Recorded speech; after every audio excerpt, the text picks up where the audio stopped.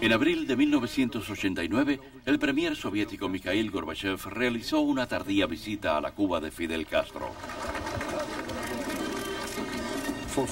Gorbachev llevaba 4 años impulsando reformas económicas y políticas en la Unión Soviética, y en Cuba había grandes expectativas.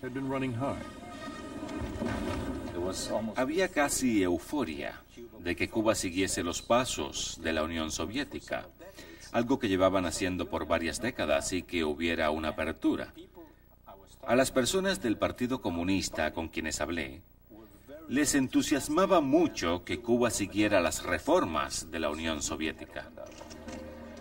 Pero ya antes de llegar Gorbachev, aquellos que esperaban que Fidel acogiera la perestroika y el glasnost habían sufrido una gran decepción.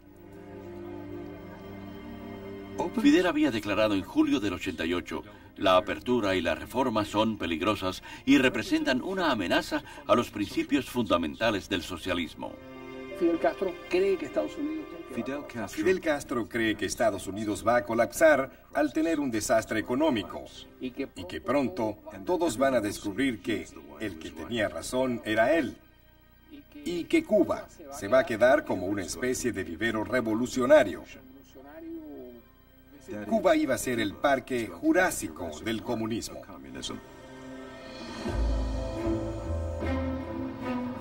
Pero fue la Unión Soviética la que colapsó en 1991.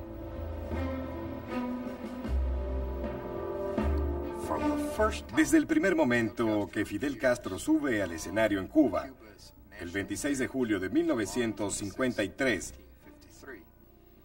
él está convencido que la historia está de su parte. Y lo sigue creyendo por décadas hasta que colapsa la Unión Soviética. De repente, él supo que su mundo había terminado.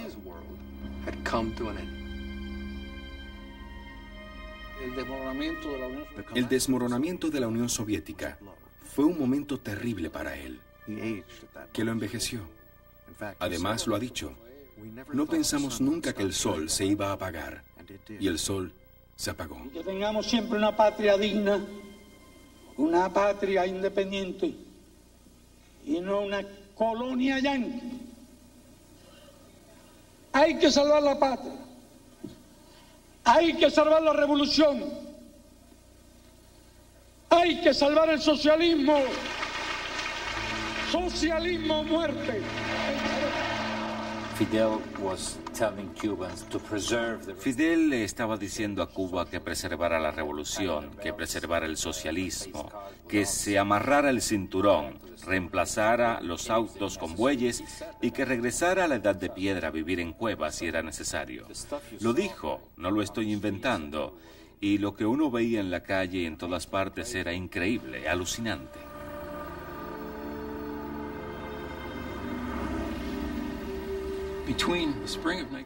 Entre las primaveras de 1992 y 1994, nos impactó lo que había transcurrido.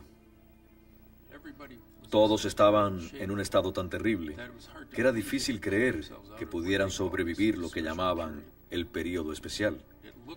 Parecía que la revolución cubana, el régimen de Fidel Castro, había llegado a su fin. En Miami, los cubanos en el exilio anticipaban la caída de Fidel y presionaron a Washington para que apretaran el embargo. Pero Castro se negó a darse por vencido.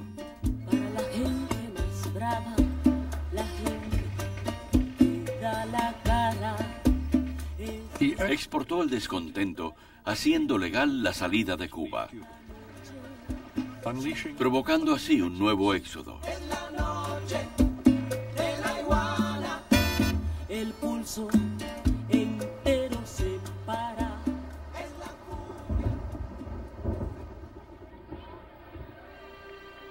Dando un cambio total y sorprendente, Castro abrió Cuba a las inversiones y a los turistas extranjeros y permitió la circulación del dólar. La economía mejoró, pero la prostitución, la corrupción y la especulación se propagaron. Hay Hay un gran abismo entre la promesa de la revolución y los resultados. Fidel siempre ha sido un hombre de promesas. Enamoró al pueblo cubano con innumerables promesas. El resultado es una dictadura cada día más despojada de los atributos que una vez la pudieron hacer atractiva.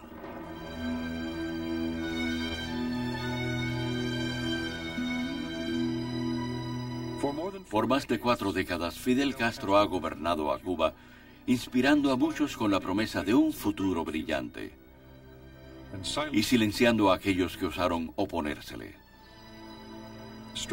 En el escenario mundial, ocupó un papel nunca previsto para el líder de una isla pequeña a la sombra de los Estados Unidos. Él ha logrado mantenerse en el poder por más tiempo que cualquier otro líder de los últimos 2 siglos. Ahora comprendo que mi destino no era venir al mundo para descansar al final de la vida.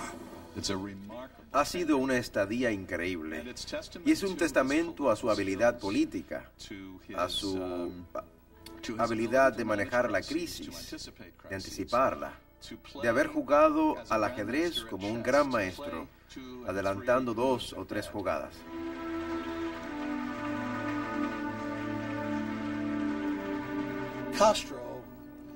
Castro interpretó a David magistralmente ante nuestro Goliat. Donde quiera que Castro va, lo aplauden. No porque la gente quiera adoptar el sistema cubano, no, sino por el hecho que ha retado a Estados Unidos y ha sobrevivido.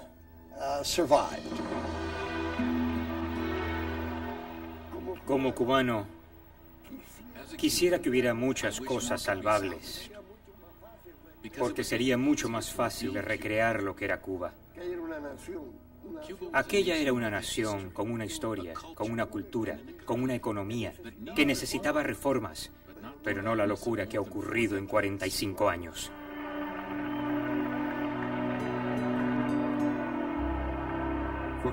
Para Cuba, enero de 1959 fue un momento de gloria en el que todo parecía posible.